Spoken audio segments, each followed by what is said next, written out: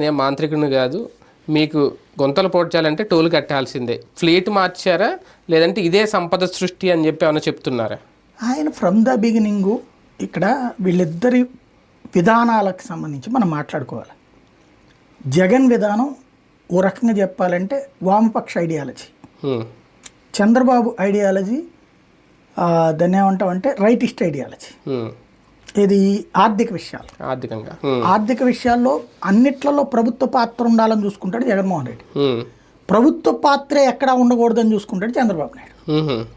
ఇదివరకైనా అంతే. ఇప్పుడు అంటే ఆయన మార్క్ కనబడాలా కాదు, జరిగిపోవాలి, మనకి చేతుల మీద భారం పడద్దు. ఇప్పుడు మన జగన్ ఏమంటాడు, రోడ్లు ప్రభుత్వ డబ్బుల్లో నుంచి ఇచ్చాడు కదా, అంతే.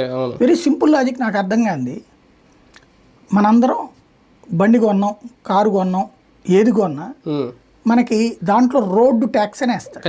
ఏంటి అది అని అర్థం? మనం రాబోయే ఆ వెహికల్కి 15 ఏళ్ళు ఏమో కాలపరిమితం, లైఫ్ ట్యాక్స్ అని కూడా.